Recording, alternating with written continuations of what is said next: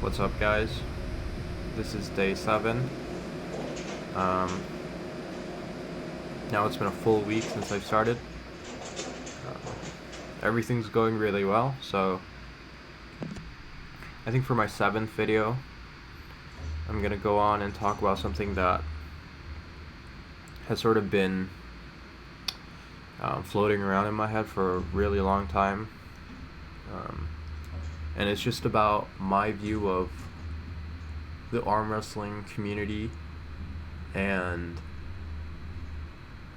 the uniqueness of the sport of arm wrestling in terms of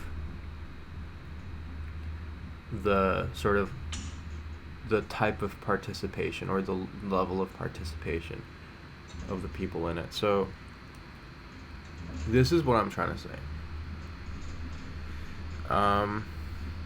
If you go to an arm wrestling YouTube live chat,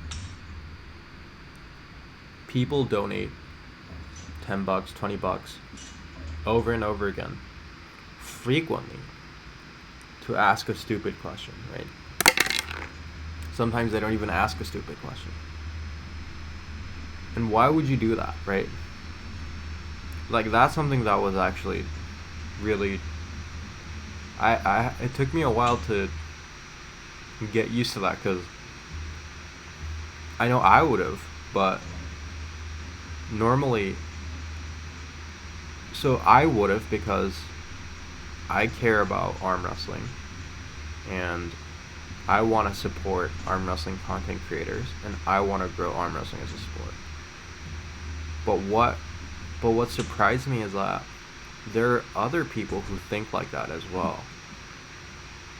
And I'm just so used to people being so cynical about everything, right? So if I have this like sort of genuine, like dewy-eyed view of growing arm wrestling and wanting to support arm wrestling, I expect other people not to be that way, and I expect them to be more cynical.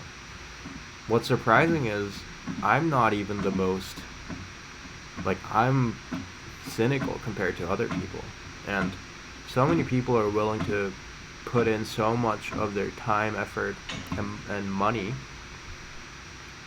into something that is pretty much like altruistic. Like, they're not gaining anything from it. Even the East versus West Engen Terzi event, they raised so much money from GoFundMe, and like I just have such a hard time imagining where, in what other sport that would happen. And maybe it would, but there's definitely something special about arm wrestling. And again, I was listening to Pradeep, and he says he just goes around on YouTube and likes all the arm wrestling videos, subscribes to all the arm wrestling YouTube channels, and he'll just literally click on a video, like, and then leave, right? And so why would you do that? That's a waste of your time. If you're not even going to watch the video, why would you click on the video, like it, and then leave? Because he feels the same way as me, right? Because he wants to grow the sport, and he'll do anything he can to grow the sport, even if it means sacrificing his own time, money, and effort. And I think that's a huge part of where the community aspect of arm wrestling comes from, because I mean, in what other sport would you see that? Right? Putting the sport before yourself. So I sort of have a theory about why arm wrestling is this way, right?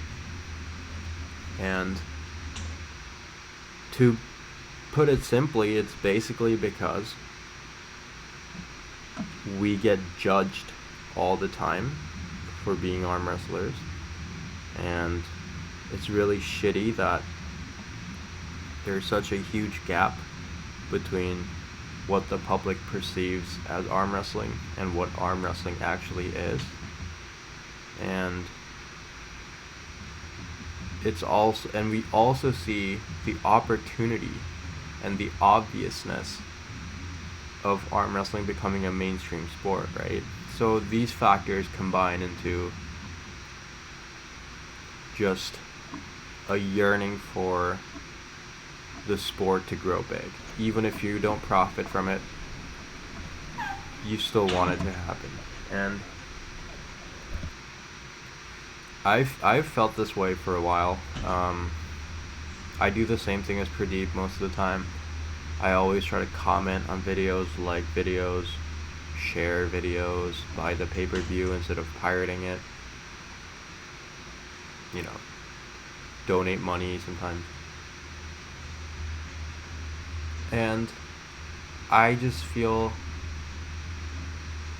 that I just feel that it's amazing how a sport that I really like, that is really fun to do, I can share that with people in terms of participating in the sport. And I can also share the freaking activism of spreading arm wrestling. That's insane, right? That's some kind of like double layered sports participation, which is something that, like, I mean, what the fuck, right? Like, that's crazy. And you can make a difference, right? I mean, if you're an NBA fan and you bought a LeBron jersey, millions and millions of LeBron jerseys are getting bought. So, like, I mean, but in the arm wrestling world, you notice the difference, and each and every one of you, whatever you do, is like making material change, improvements, right? And that's super that's a super gratifying experience, right? And I love the fact that I'm able to be a part of the generation that brings arm wrestling into the mainstream, or at least I'll try my best, right? Because to me, it's absolutely ridiculous that it's not, and it's just a matter of time, right? Because of how ridiculous it is. And sometimes people ask, well, how is arm wrestling a sport? And I think maybe Devin said this, but it's like, how can it not be? There's nothing that is more obvious as to why it should be a sport, right? And arm wrestling has been around since, like, whatever, like ancient Rome or something, and it's just something that people have always instinctively done, and it's a way more intuitively natural sport than fucking curling or whatever, even like basketball, right? Arm wrestling is more intuitively human than anything, really. I mean, so this whole thing of being judged and being made fun of and not earning any money or fame or anything from arm wrestling, it's infuriating, and I'm sure it must be, right? Because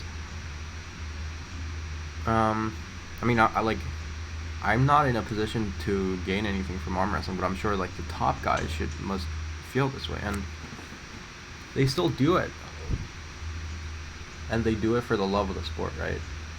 At least like 99.9% of them. And I think that's amazing also, because there's a level of commitment that it requires for you to be a part of the sport whilst being ridiculed by other people, whilst not making any money, whilst sacrificing your own time and resources. And I feel you end up with a crop of people that are just better than any other sport. And these are some of the reasons why I think the arm wrestling community is so amazing. And I'm not, like, I don't even like participate in the arm wrestling community that much, but I just find that whole phenomenon just so interesting, and I think it's great. I mean, I love it, and I realized there are two things that I want to do, right? The first is I want to get good at arm wrestling, and I want to arm wrestle. The second is I want to grow arm wrestling, and I want people to explicitly understand, like, because people are very willing to like help out with the cause, but people don't actually like go out and talk about it, like the cause. And I've heard, like, obviously you'll hear someone like Neil Pickup or Gary Roberts say like, oh, it's my dream is to popularize arm wrestling, and there's so many people that say that. But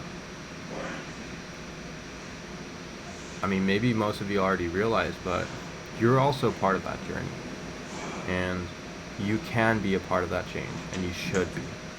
And honestly, that's what every arm wrestler should be, right? You should both be an arm wrestler, and you should grow the sport. And in a way, that's also like a sport on its own, right? So it's like I said, it's like a mix of activism and arm wrestling. And maybe like these conservatives have a problem with the word activism, but look, it is what it is. I mean, do you want to grow arm wrestling or not? I mean, I think it's great. So yeah, I mean, maybe I'll like brainstorm, or maybe I'll just try to think about what any like a casual fan can do to grow the sport, and just talk about it more later. But just in general, I just want people to understand, or at least I want to throw my thought out there, or observation of how special and unique this sport is for that reason, and what opportunity we have to be a part of the generation that popularizes arm wrestling forever. The most intuitive and one of the most like beautiful sports in the world, right? And I just think that that's something that's really worth being a part of, and I'm gonna try my best to push that myself. So I mean, I don't have any social media presence, I don't have any followers, but I'll start right now, and I'll just keep going at it. Same way I'm gonna keep going at it with my workouts, even though I'm weak and I haven't gotten that strong yet. But it's just a long journey, and I feel I have to see growing the sport the exact same way. It's not a one-time thing. It's just something you do every day without thinking about it, and just consistency is key, right? So I just wanted to get that out there, and maybe see what you guys think about it.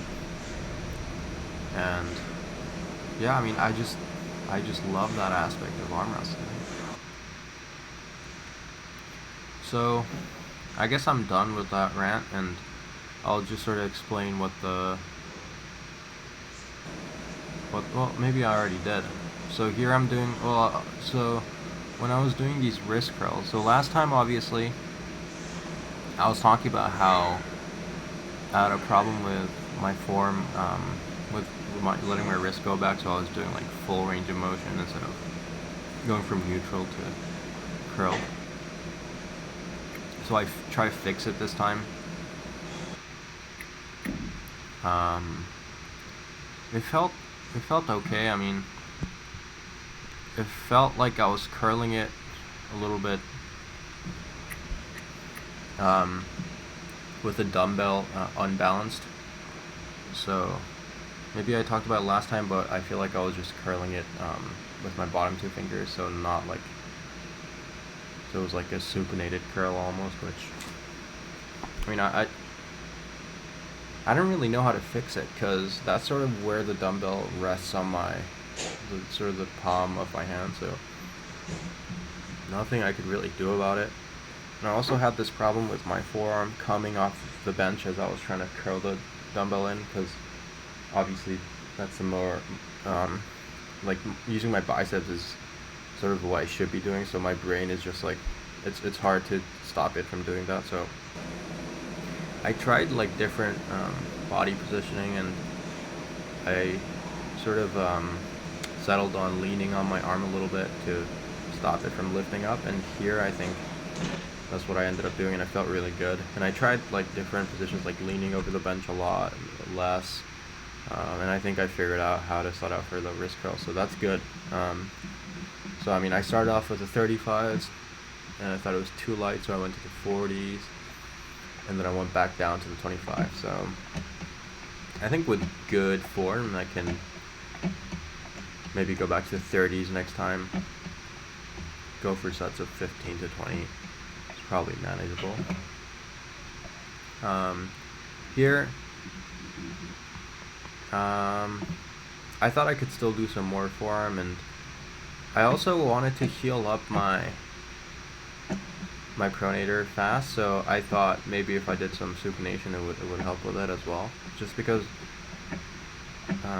since I've learned about this whole like active recovery, blood flow and things like that, I almost feel as if resting and just like not using it at all is like a lazy way of recovery. And even when I'm sore, because before if I was sore I wouldn't touch it, but now I'm trying to use it a lot. And here I think I'm working with not too much weight, maybe a 4 again, so but these felt pretty good. And then I think I end up trying to do some pronation with a really lightweight, but my left pronator just got really sore and it just kind of wasn't worth it, so I think I just end up wrapping it up after this. No leg raises today because I think my abs are a little tired as well. I can feel it. So today was a really easy day, just mostly forearm work. And yeah, remember last video I was talking about recovery and getting a massage gun. So I woke up this morning, used the massage gun a bunch.